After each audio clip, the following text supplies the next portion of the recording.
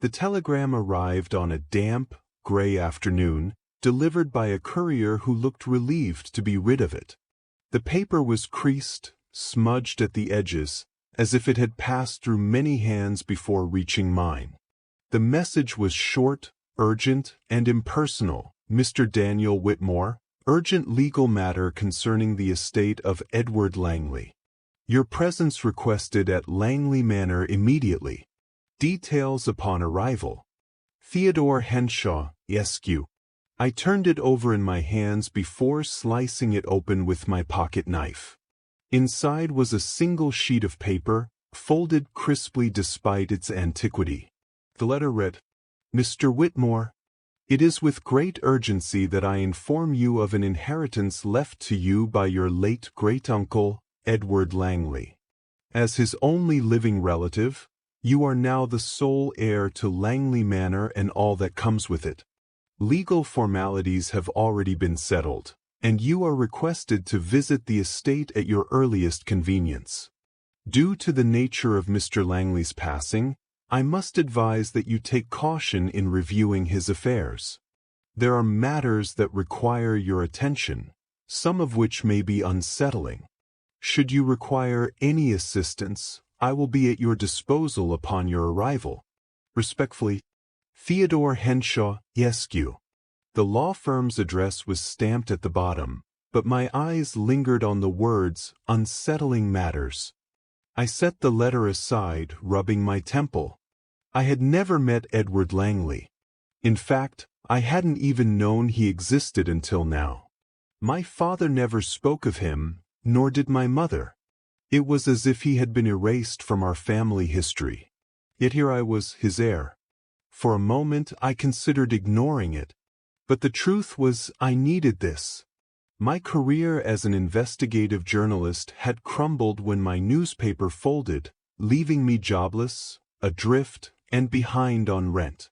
If this inheritance meant financial security, I had no reason to refuse. A storm rattled against my window, the wind howling through the narrow alleyways of my rundown apartment building. The idea of leaving this place for a grand manor in the countryside wasn't unappealing. But something about Henshaw's letter gnawed at me. Why had my great-uncle's passing been described so ominously? I packed my bag that night, catching a train the next morning toward Ravenwood, the small town where Langley Manor stood. The journey stretched long, the countryside growing more desolate with each mile. Mist curled through the valleys, clinging to skeletal trees that lined the hills. The few passengers sharing my compartment were silent, wrapped in their own thoughts. When the train finally pulled into Ravenwood Station, the platform was nearly empty save for a single man in a dark overcoat. He held a sign with my name on it, standing stiffly against the biting wind. His face was lined, his mustache neatly trimmed, and his posture spoke of someone who had spent a lifetime in quiet servitude. "Mr. Whitmore, I presume?" he asked as I stepped off the train. I nodded, shaking his gloved hand. "You must be Henshaw." "Indeed. I trust your journey was comfortable?" "As comfortable as it could be," I replied, glancing around. The town was eerily still, the fog swallowing the cobbled streets and making the gas lamps flicker in the distance. "I expected more people."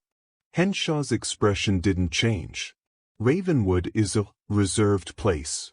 The Langley name carries a history here, one that some prefer to forget." "What kind of history?" I asked as we began walking toward his waiting automobile, a sleek black Studebaker that gleamed under the dim light. Henshaw hesitated, then simply said, "You will understand soon enough." We drove in silence, the winding road leading us away from the town and into the heart of the valley. The trees grew taller, their branches arching overhead like a skeletal canopy. The mist thickened as we approached the manor, the headlights barely piercing through. And then it came into view, Langley Manor. It was a monolith of stone and shadow, perched atop a hill like a sentinel overlooking the land. The architecture was severe, its spires clawing at the sky. Ivy strangled the facade, and the windows, dark and empty, reflected nothing but the swirling fog. Henshaw pulled the car to a stop at the wrought iron gates. They groaned as they swung open, revealing the long drive ahead. "I won't ask if you're ready," he murmured, eyes fixed on the looming house. "No one ever is." A chill crawled down my spine, but I swallowed it down and stepped out of the car. Whatever lay beyond those doors, I was about to find out. The drive from the train station to Langley Manor was a slow crawl through winding roads that seemed to deliberately distance the estate from the rest of civilization.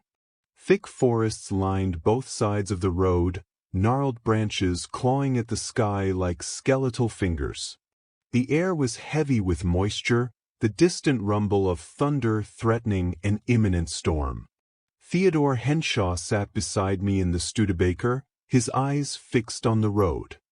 He hadn't spoken much since we left the station, and I was beginning to suspect his silence held as many secrets as the manor itself. "I appreciate you meeting me personally," I said, watching the dense trees pass by. Most lawyers would have just sent a letter. Henshaw's expression remained unreadable. "Your great-uncle left explicit instructions that you be personally escorted." He believed that an impersonal approach would not convey the gravity of the situation. I frowned. "Gravity? Are you referring to how he died?" He hesitated for a moment before replying, "Mr. Langley's passing was unusual." "Unusual how?" "The official cause was heart failure. But the circumstances surrounding it were strange enough to raise concern." I studied his face, trying to gauge whether he was a man prone to embellishment. He didn't seem like it. "Meaning what, exactly?" He sighed, gripping the steering wheel tighter. "It might be best if you see for yourself." That was hardly comforting. As the road straightened, I caught my first glimpse of Ravenwood, a town that seemed reluctant to exist. The buildings were old, their facades weathered by time and neglect. A handful of townsfolk lingered near storefronts, their conversations dying as the Studebaker rolled past. Some stared, others turned away quickly, as if looking at me too long might bring misfortune. "Friendly place," I muttered. "They have their reasons," Henshaw replied. He pulled the car to a stop outside the Black Stag, the town's lone inn. The sign swung creakily in the wind, the paint on the lettering cracked and faded. A woman stood behind the reception counter inside, her hands occupied with cleaning a tarnished brass bell. Henshaw stepped out first, giving me a look that suggested I should follow. As I shut the car door behind me, I noticed an elderly woman seated on a wooden bench nearby. Her milky eyes were trained on me, her lips moving soundlessly. It took me a second to realize she was whispering to herself. I turned to Henshaw. "What is she saying?" He kept walking, his pace quickening. "Ignore it." That was easier said than done. Inside the inn, the woman behind the counter glanced at us, then quickly averted her gaze. Henshaw spoke first. "A room for Mr. Whitmore." "Just for tonight?" She hesitated, wiping her hands on her apron before grabbing a key from the wall. "Room 3. As she set it down on the counter, she finally looked at me, her gaze sharp beneath her wrinkled brow. "If you have any sense, you'll be on the first train out of here in the morning." I raised an eyebrow. "And why is that?" She held my stare for a long moment before saying, "Langley Manor doesn't keep its heirs for long." A shiver crept up my spine. Is that a threat or a warning? She didn't answer, just turned away, as if the conversation had already ended. Henshaw exhaled sharply and picked up the key, placing it in my palm. "You'll want rest before tomorrow. The manor is a long drive from here, and I suspect you'll have much to take in." I nodded but didn't move right away. My mind was already trying to unravel the first thread of this mystery. The town feared Langley Manor. The lawyer wouldn't speak plainly about my uncle's death. And the whispers of an old woman still echoed in my ears. Something was very wrong here. And I had just walked straight into it. Dawn broke reluctantly over Ravenwood, the sky a dull gray as mist clung stubbornly to the treetops. I stepped out of the inn and found Henshaw already waiting beside the Studebaker, its black paint glistening with morning dew. He nodded curtly as I approached, opening the passenger door without a word. The drive to Langley Manor was as silent as the one from the train station, but this time I felt the weight of something unseen pressing down on me.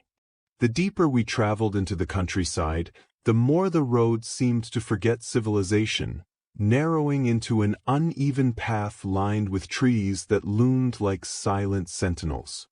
Then, as we rounded a bend, Langley Manor emerged from the mist. The house was monstrous, its Gothic spires clawing at the sky. Ivy strangled the stone walls, and the iron gates stood half open, as if unsure whether to welcome or imprison me. The moment Henshaw pulled to a stop, a sharp gust of wind cut through the air, rattling the branches above us. "You're certain you want to do this?" Henshaw asked, watching me carefully. "There's still time to turn back." "No," I said, my voice steadier than I felt. "I need to know why my uncle left this place to me." Henshaw sighed, stepping out of the car. As I followed, I noticed a figure standing at the front entrance, an older man in a crisp black suit, his posture rigid with practiced formality. "Mr. Whitmore," the man greeted as I climbed the worn stone steps. "I am Arthur Hale, the manor's caretaker. It is an honor to finally meet you." I shook his hand, his grip firm and dry. "You've been here a long time?" "For many years," Hale confirmed. "Since your great-uncle's time? Then you must know what happened to him." A flicker of something unreadable crossed his expression before he gave a polite nod. "I believe it is best you see the manor first. There is much to discuss." The great wooden doors groaned as he pushed them open, revealing the cavernous interior of the house. A grand chandelier hung above, its crystals dulled by dust, while the grand staircase loomed ahead like the spine of some slumbering beast. The air smelled of aged wood and something faintly metallic. "Welcome to Langley Manor, Mr. Whitmore," Hale said, leading the way inside. "I hope you will find the answers you seek." As I stepped through the threshold, the doors creaked shut behind me, sealing me inside with the ghosts of a past I had yet to understand. Langley Manor swallowed me whole, its vast interior pressing in with the weight of history. The air was thick with the scent of old paper, faded fabric, and something else, something metallic and faintly sour, like rusted iron. Arthur Hale led me through the dimly lit corridor, his polished shoes clicking against the marble floor. Portraits of solemn-faced men and women lined the walls, their eyes seeming to follow my every move. I suppressed a shiver. "This way, Mr. Whitmore," Hale said, stopping at a heavy oak door. "Your great-uncle's study. He spent most of his final days here." I hesitated before stepping inside. The room was immense, lined with towering bookshelves filled with dusty tomes. A massive wooden desk dominated the center, papers still scattered atop its surface. The fireplace, now cold and empty, bore blackened scorch marks along the brickwork. "Was my uncle ill before he passed?" I asked, running a finger over the desk's edge. Hale hesitated, his expression unreadable. "He was troubled in his final days.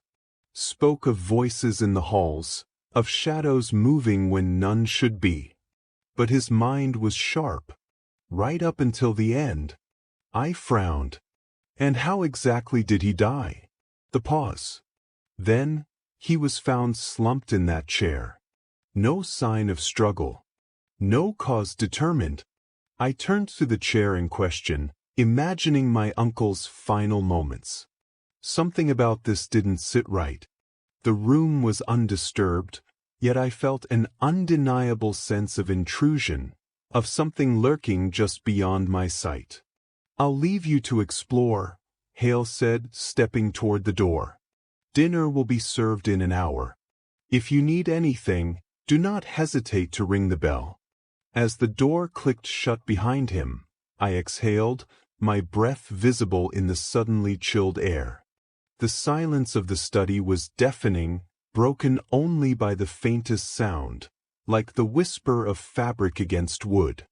I wasn't alone. Slowly, I turned toward the bookshelves, my pulse hammering in my ears.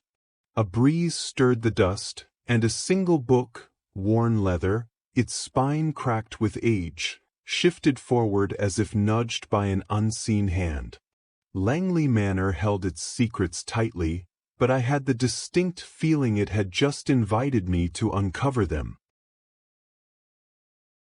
The study's oppressive silence stretched as I reached for the book that had shifted on its own.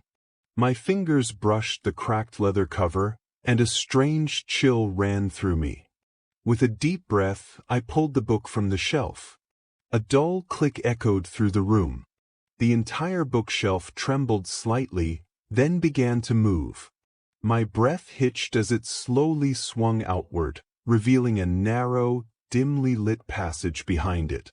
The air that drifted out was stale, carrying the scent of damp stone and something more pungent, something decayed. I hesitated only for a moment before stepping inside. The passage was narrow, the walls rough-hewn stone, as though chiseled out of the very foundation of Langley Manor.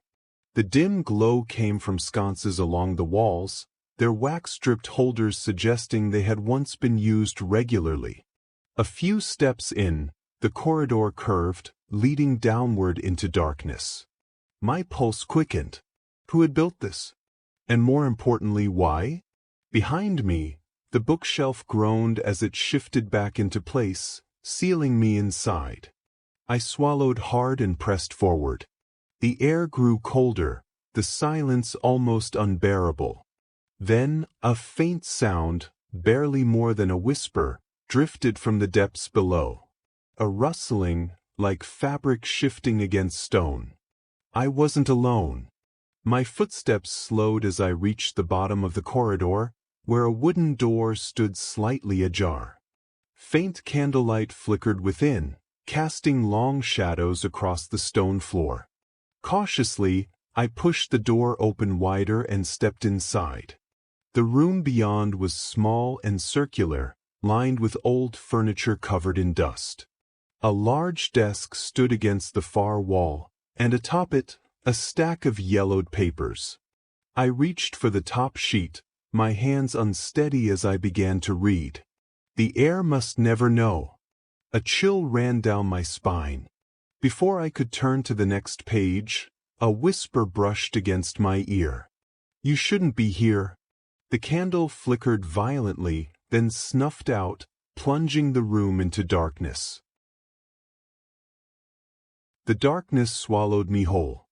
My breath hitched as I strained to see anything in the inky blackness, but the room was completely void of light. My pulse pounded in my ears, drowning out everything else. Then the whisper came again, closer this time. "You shouldn't be here." I swallowed hard, every muscle in my body tensing. "Who's there?" My voice barely rose above a whisper. The silence that followed was suffocating. Fumbling for my pocket lighter, I flicked it open, the tiny flame casting jagged shadows against the damp stone walls. The room was still, just as I had left it, except for one thing. The papers on the desk had shifted. I knew for certain they had been stacked neatly before, but now the top sheet lay askew, the edges curling slightly as if someone, or something, had touched it. My eyes darted around the chamber, searching for any sign of movement. A sudden gust of cold air sent a shiver racing down my spine. It seemed to come from the far wall, where the flickering light revealed a narrow passageway, partially concealed behind a worn tapestry. Taking a deep breath, I approached the passage, pushing the heavy fabric aside.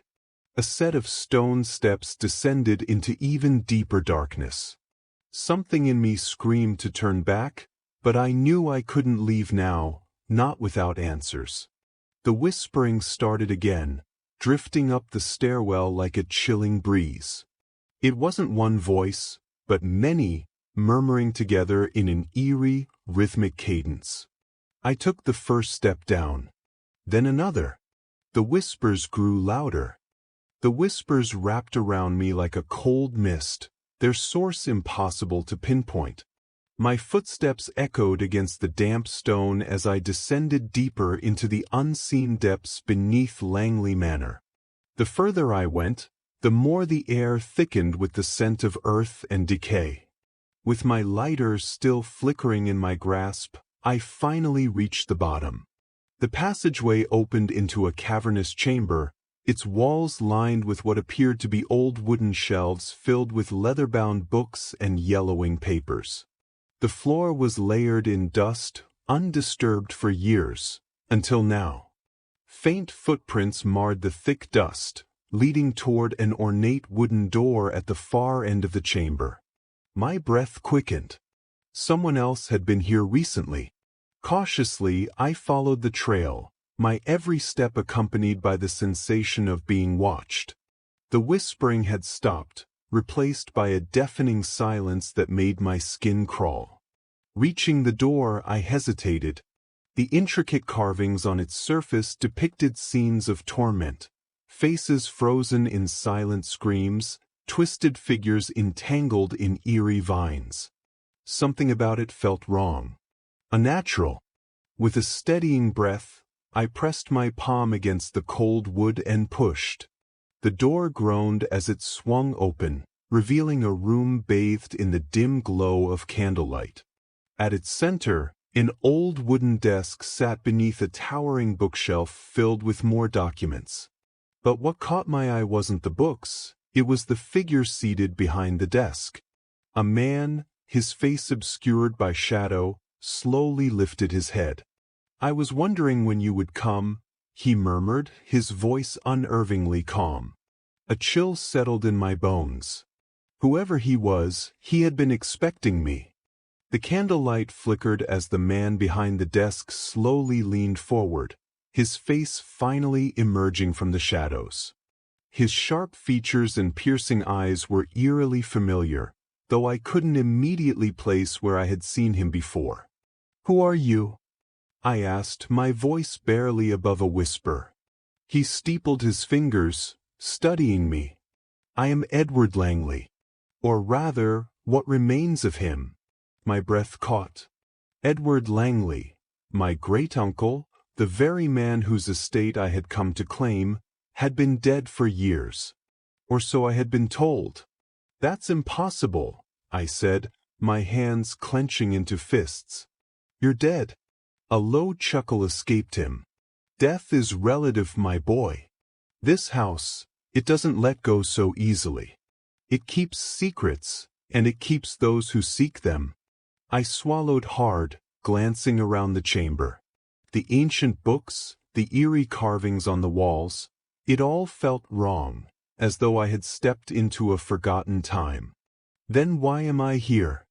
Why did you leave all of this to me?" His expression darkened. "Because you needed to know the truth. Langley Manor wasn't built for wealth or prestige. It was built as a prison, for the sins of our family. And now, you are part of that legacy." A shiver ran down my spine. "What sins? What are you talking about?" Langley sighed, rubbing his temple. "Our ancestors were not merely landowners, they were executioners. During the late 19th century, Langley Manor was more than just a home. It was a place where those who opposed the power of our family disappeared.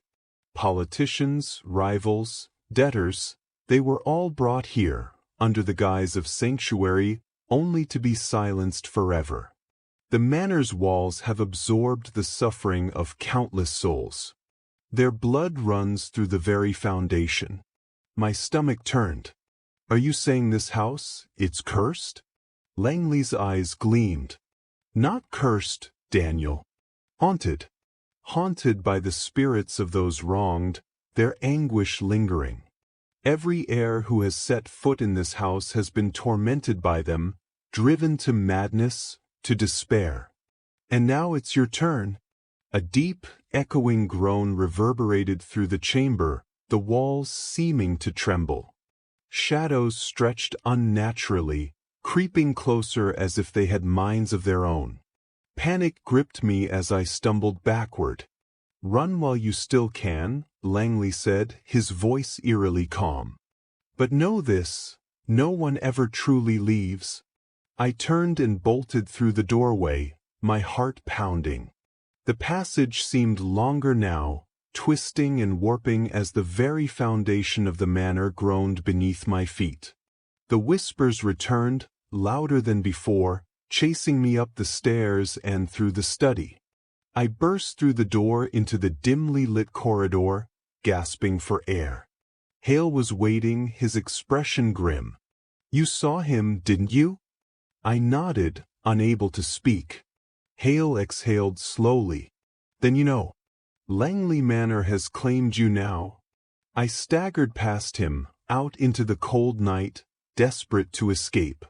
But as I reached the front gates, an unbearable weight settled on my shoulders. A whisper brushed against my ear, soft and insidious. You will return. 4 years after that night, I tried to forget Langley Manor. I buried myself in work, moved across the country, did everything I could to distance myself from what I had uncovered. But no matter where I went, the house haunted me.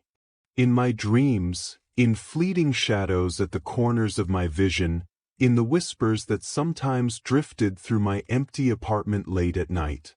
It was never truly over. I may have left Langley Manor, but it never left me.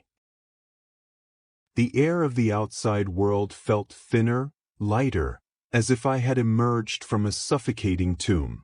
But the moment I stepped beyond the estate's wrought iron gates, I knew something within me had shifted. The whispers had stopped, yet their echoes lingered in my mind, playing on a loop in the silence of my thoughts. 4 weeks, I wandered from town to town, taking temporary residence in dingy motels and anonymous rentals, avoiding mirrors and dimly lit hallways. Sleep came in fleeting intervals, and when it did, it was filled with visions of Langley Manor, its twisting corridors, its cold, accusing shadows, and Edward Langley's hollow stare. I wasn't being followed, at least not physically. But my own conscience had become my tormentor.